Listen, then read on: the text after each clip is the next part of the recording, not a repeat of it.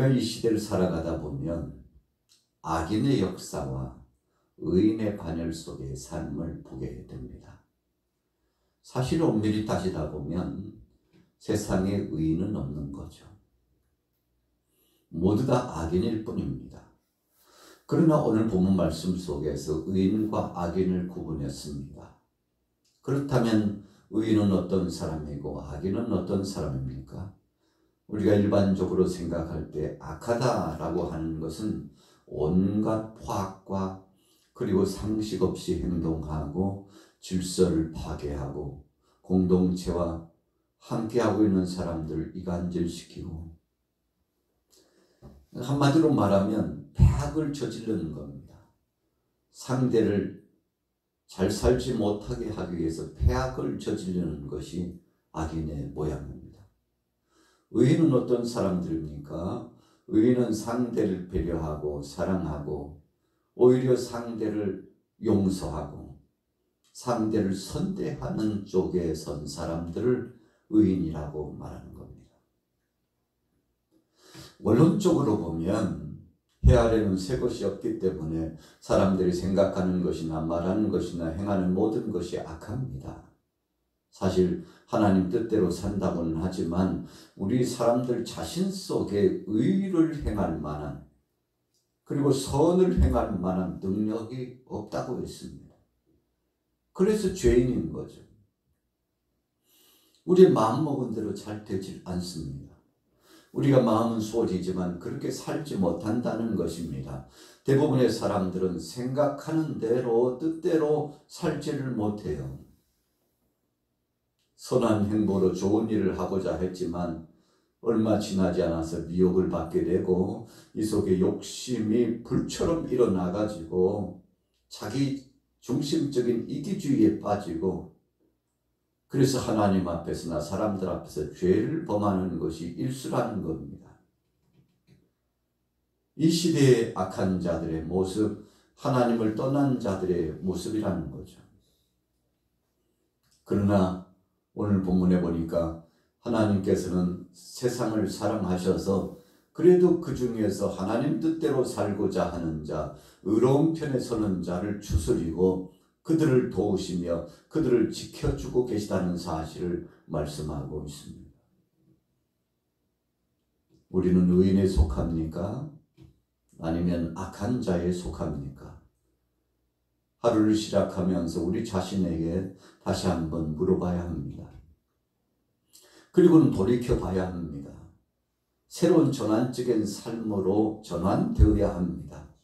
어제 살아왔던 그 방식 그대로 살아가고 끊임없이 속이고 이간질하고 또 더 나아가서 도적질하고 그리고 상대를 폄하시키고 공격하고 적개심을 품고 살고 평화보다는 불화를 일으키고, 그래서 세상 모든 사람들이 바로 그 사람 우리를 보면 불행하다고 생각하고 마음 아프다고 생각하고 불편하다고 생각하면 안 되겠죠. 오히려 그 반대로 우리 같은 사람들을 만나면 참 좋은 사람 만났다고 하고 하나님 뜻대로 사는 사람이라고 의로운 편에 선 사람이요 하나님 말씀 중심으로 살아가고 세상에 법 없이도 살 만큼 정직한 사람이라고 이렇게 칭찬을 받아야 되겠죠. 예수님께서 우리를 향하여서 너희는 세상의 빛이요 소금이다 그랬어요. 등불을 켜놓고 등경 위에 둬야 되는데 말 아래 내려놓고, 그래서 등경 아래쪽에 내려놓고 그 불빛이 역할을 하지 못하도록 한다면 의미가 퇴색된다고 했습니다. 소금이 그 맛을 잃으면 맛없는 소금, 쓸모없는 소금은 밖에 갔다 길바닥에 내어 던진다고까지 했습니다. 예수님은 갈릴리 중심으로 말씀을 전하시면서 그 당시 상황적인 배경을 잘 선용하셔서 주님께서 말씀을 해주셨는데 우리가 꼭 필요한 사람이 되어야 되겠죠.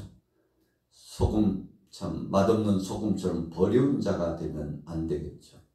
오늘 본문으로 돌아가 보세요. 14절 말씀 같이 읽어보겠습니다. 14절 시작.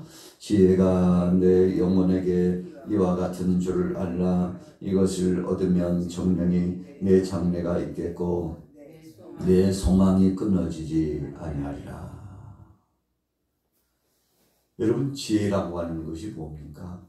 지혜는 하나님이 내려주신 총명입니다.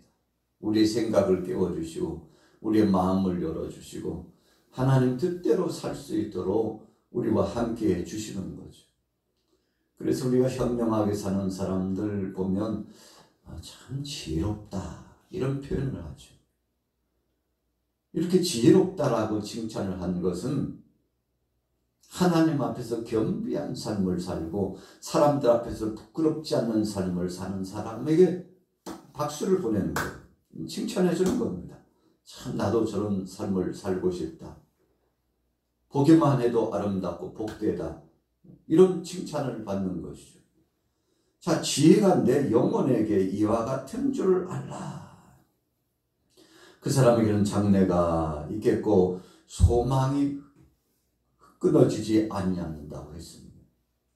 여러분, 우리가 성경에 보면 3, 4대까지 저주가 임한다고 했고 1000대까지 복이 임한다고 아주 비교적으로 하나님께서 말씀을 주셨는데 1000대까지 복이 임하는 그 가정은 어떤 가정입니까? 하나님의 그 율법의 말씀을 준행하여 지키고 하나님 뜻대로 살고자 몸부림을 치고 주님 말씀을 순응하여 나가서 길이 아니면 가지 않는 영명백배 믿음의 사람의 모습인 것을 우리가 기억하죠. 여러분, 바로 이런 사람이 1000대까지 복을 받는 사람인데, 그런데 한편에서는 보니까 3, 4대까지 저주가 임한다고 했는데, 우리가 복은 1000대까지 하나님께서 주시고 저주는 3, 4대까지 하나님께서 그렇게 지켜보시고 감찰하시며 심판하시겠다는 말씀은 하나님의 공의성과 하나님의 사랑을 동시에 함께 보여주는 말씀입니다. 여러분, 그래도 하나님이 긍휼히 여겨주시고 기회를 주셔서 그렇지 수천 대 수만 대까지 저주를 받고 산다고 생각하면 참 끔찍하지 않겠습니까? 하나님은 오늘 저와 여러분들이 어떻게 살아가겠느냐라고 말씀하시면서 우리를 감찰해보고 지켜보신다는 것을 잊어서는 안 됩니다. 그래서 가장 현명하고 지혜로운 사람은 하나님을 두려워하는 겁니다. 사람 앞에서나 하나님 앞에서 두렵고 떨림을 가지고 자기 자신을 되돌아보는 삶이 가장 지혜로운 삶인데, 자 보십시오. 15절 악한 자여 의인의 집을 엿보지 말며 그가 쉬는 처소를 헐지 말지니라. 대저 의인은 7번 넘어질지라도 다시 일어나려니와 악인은 재앙으로 말미암아 엎드려지느니라. 세상에 그래도 살만한 것은 바로 이런 이유 때문에 그렇습니다. 사람들이 탄식하면서 하나님 앞에 호소하죠. 하나님 살아계신 것 맞죠? 하나님 다 감찰해 보신 것 맞죠? 하나님 때가 되면 하나님이 신원해 주시는 것 맞죠? 이렇게 우리가 질문을 하고 재촉을 하는 이유가 뭡니까? 공평하신 하나님이라는 것을 인지하고 그분이 행하실 때를 고대하며 기다리기 때문에 그렇습니다. 예수님께서도 사랑하는 제자들과 모여든 백성들을 향하여서 용서하고 사랑하라 하셨습니다. 원수 갚는 것이 내게 있다. 너희가 하는 것이 아니고 원수 갚는 것이 나에게 있다. 내가 알아서 해줄게. 참 확실한 말씀을 예수님이 주셨죠. 그래서 수제자 베드로에게는 이런 번씩 7번이라도 용서하라. 사랑하라. 그래서 예수님은 이 땅에 2가지 목적을 가지고 오셨는데, 첫째는 의원으로서 병자를 치유하시기 위해서 오셨다고 그랬습니다. 그리고 그는 하나님으로서 세상의 많은 죄인들을 부르러 왔다고 그랬습니다. 여러분, 멸망당하고 심판당할 자들 그냥 당연히 죗값으로 그냥 심판받으러 내버려 둘 수도 있잖아요. 그러나 하나밖에 없는 아들 독생자 예수 그리스도를 보내주셔서 우리를 구원하시고자 철저하게 십자가 아래서 6시간 동안 물과 피를 흘리고 그 모든 수욕과 고통 모욕을 다 당하고 그래서 마침내 다 이루게 하시고 구속사역을 다 이루게 해 주셨는데 너무나 감사한 거죠. 여러분, 그래서 하나님의 은혜와 긍휼하심으로 말미암아 우리는 이 믿음을 가지고 의로운 반열 속에 속한 겁니다. 그래서 그때부터 믿음의 사람은 하나님 말씀 중심이에요. 세상의 풍조나 세상 사람들의 말이나 세상의 어떤 사상 중심이 아니에요. 고린도 교회가 얼마나 어수선하고 소란스러운지 바울이 에베소서에 사역하면서 듣자 하니까 큰일 났어요. 그래서 그가 편지를 쓰잖아요. 고린도 교회 사랑하는 교우들에게 첫 믿음을 가지고 첫사랑을 가지고 복음의 씨를 뿌리고 또 동역자 아볼로를 세우고 이제 새로운 사역지에서 목회를 하고 선교를 진행하는데 고린도 교회가 엄청난 소용돌이 속에 문제를 만났다는 소식을 듣고는 마음이 아파서 견딜 수가 없어요. 그래서 그가 목회자로서 편지를 쓰지 않습니까? 그것이 바로 고린도전서, 고린도후서의 말씀인데 그 편지 속에 한 가지 일축된 생각과 뜻을 가지고 선포하는데 여러분 세상에 누구 당이 어디 있어? 누구 파가 어디 있어 도대체? 어쩌다가 교회가 그렇게 됐냐고. 누구 파가 어디 있어? 그런 거 다 당신들이 만든 거잖아고요. 파당 속에 서로 싸우고 어떤 사람은 바울 파라 그러고 어떤 사람은 아볼로 파라 그러고 어떤 사람은 게바 베드로 파라 그러고 파당이 나눠져 가지고 싸움 막질을 하고 이렇게 참 안타까운 모습을 보고서 여러분 우리는 주님 안에서 하나입니다. 그리고 우리가 한 것이 뭐가 있어? 하나님이 다 하셨지. 하나님이 하셨지. 우리가 한 것은 일도 없다고. 그래서 나 자신은 바울, 나를 추종하는 사람이 있다면 용서하지 않겠다는 심정을 가지고 바울파는 없다고. 그래서 내가 몇 사람 외에는 절대 세례를 주지 않고 왔다고. 몇 번 세례를 주고 나니까 바울 선생님에게 바울 목사님에게 세례 받았느냐고 저 양반은 다른 사람에게 세례를 받았는데 하고 편가르기를 하고 계속 분열을 일으키고 이러다가는 안 되겠어요. 그래서 그가 극소수 몇 사람에게 세례 주는 일 외에는 세례도 안 주고 왔다고까지 강조하면서 여러분 주님 안에서 하나 되세요. 하나님은 사랑입니다. 성령은 하나입니다. 여러분 그래서 같은 말을 하고 같은 뜻을 가지고 같은 생각을 가지고 살라고. 무슨 같은 말이고 무슨 같은 뜻이고 같은 생각입니까? 예수 그리스도 안에서 하나 되라는 겁니다. 여러분 그래서 십자가 아래 모이면 다 하나 돼. 우리 대한민국도 십자가의 은혜 안에 다 모여야 돼요. 여러분 그러면 파당 없어집니다. 모든 사람들이 믿음으로 하나가 되죠. 여러분 불행 중에 최고의 불행은 둘로 셋으로 다섯으로 여섯으로 갈라지는 겁니다. 여러분 그러면 소망이 없습니다. 나라의 소망도 없고 가정도 소망도 없고 공동체의 소망도 없습니다. 그러나 오늘 본문에 보십시오. 그럼에도 불구하고 하나님은 사랑으로 역사하시고 은혜로 역사해 주셔서 반드시 의인은 책임진다. 믿음으로 사는 사람, 정직하게 사는 사람 책임진다고 오늘 본문 말씀해 주셨잖아요. 여러분 그래서 기대감이 있는 겁니다.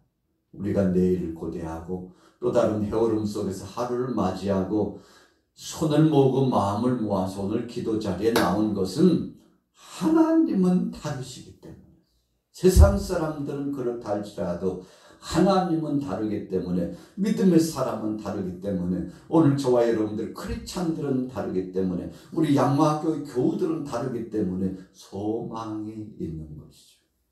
참 감사한 거 아니겠습니까? 17절에 보세요. 심지어는 내 원수가 넘어질 때 즐거워하지 말며 그가 엎드러질 때 마음에 기뻐하지 말라. 세상의 책에서는 이런 말씀 볼 수 없죠. 복수를 하려면 난 100배로 갚아주지 그랬어. 아이고, 양 이제 속이 시원하다. 묵은 체짐까지 다 내려갔다고. 아이고, 양 되갚아주니까 이제 다리 쭉 뻗고 사겠다고. 여러분, 하나님은 그렇게 하지 말라고 그랬어요. 아무리 원수 같은 사람이라도 그가 당하고 고통 속에 살아가고 심판받았다 할지라도 너희들은 그렇게 말하지 말라고 하나님 말씀하셨는데 왜 그런가요? 그 일이 너에게도 다가올지 모른다는 것을 두렵고 떨림으로 알라고 했죠. 자, 보세요. 그래서 18절의 말씀을 주신 거예요. 같이 읽어볼게요. 18절 말씀 시작. 여호와께서 이것을 보시고 기뻐하지 아니하사 그의 진노를 그에게 옮기실까 두려우니라. 세상의 어떤 책에서 이런 말씀을 봅니까? 세상의 어떤 사람들도 이런 이야기 잘 못합니다. 그러나 하나님은 말씀하셔요. 우리가 구약의 말씀은 이는 이로 눈은 눈으로 갚으라고 그랬잖아. 천만의 말씀이에요. 여러분, 구약의 말씀에도 용서와 사랑을 강조했습니다. 하나님 공의의 하나님 아니냐고. 천만의 말씀. 공의의 하나님이시지만 사랑의 하나님입니다. 선악간에 불꽃 같은 눈동자로 다 보고 계셔요. 여러분, 그래서 우리는 안도의 한숨을 쉬고 하나님 앞에 다 맡기는 겁니다. 내가 하려고 하면 문제가 생겨요. 잘해보려고 했어도 내가 하려고 하면 문제가 생겨요. 그러나 하나님께 맡기고 나가면 하나님이 다 알아서 해주셔요. 하나님이 다 역사해 주십니다. 오늘 본문은 그런 사람이 지혜자다 그랬어요. 그런 사람이 의로운 자다 그랬어요. 진짜 저 양반 죄값을 치르고 있는 것 같지만 참 마음 아프다고. 그래도 하나님 저에게 기회를 주시면 안 될까요? 하나님 긍휼하신 마음으로 이제는 좀 심판을 감해 주시면 안 될까요? 여러분, 이런 자가 되기를 하나님은 원하셨어요. 아브라함이 왜 복의 근원적인 역사로 복을 받은 사람입니까? 아브라함은 자신들의 삶의 반경 테두리뿐만 아니라 멀리 갔던 소돔 땅 롯의 가정까지 생각하고 롯만 생각했나요? 그렇지 않아요. 그 안에 함께 살아가는 그 공동체 모든 사람들이 구원받기를 원했다 이겁니다. 그래서 심지어 하나님은 의인 50이 있다면 그 땅을 멸하지 말아 주옵소서. 여러분, 이 의인 50의 수는 과연 무엇일까요? 나중에 의인 10명만 있다면, 의인 10명만 있다고 해도 용서하옵소서. 이 아브라함의 마음은 어떤 마음입니까? 긍휼히 여길 줄 아는 마음. 예수님께서 산상순 팔복에서 여러 가지 말씀을 주셨는데 그 중에 오늘 본문 말씀과 함께 비교해서 보면요, 긍휼히 여기는 자는 복이 있나니. 여러분, 불쌍히 여길 줄 아는 사람, 이 하나님처럼 자비한 마음, 사랑의 마음을 가진 사람은 복이 철철철 넘치도록 임한다고 했죠. 오늘 하루를 살아가면서 어떻게 사시겠습니까? 본문에 분명히 말씀했잖아요. 하나님이 다 심판하시지만 의로운 자는 반드시 7번 넘어지는 것 같아도 하나님이 또 오뚜기처럼 일으키셔가지고 천하만천하에 하나님은 살아계시고 의인의 가정은 걸식한 것을 보지 못했다는 말씀처럼 하나님이 책임진다고 했는데, 오늘 사랑하는 여러분들 믿음으로 살으시고 하나님 편에서 사람 보면요 실족합니다. 사람 보고 비교하면요 세상 못 삽니다. 하나님 보고 여러분 수준을 좀 높여야죠. 그래서 우리가 닮아갈 대상은요 여기에는 목회자도 아니고 옆에 있는 동료도 아니고 어떤 주위에 있는 사람도 아니고 예수 그리스도가 목표입니다. 그분을 닮아가는 겁니다. 그래서 수준을 높이면 높아지는 거예요. 그냥 아래쪽에 꼬마리처럼 꽁지처럼 뒤를 쫄쫄쫄 따라가고 좁쌀만한 마음과 믿음으로 살아가면 여러분 큰 대업을 이루지 못하죠. 오늘 여러분들에게 하나님 편에서 믿음으로 살아서 승리하는 오늘 하루 되시기를 예수님의 이름으로 축원합니다.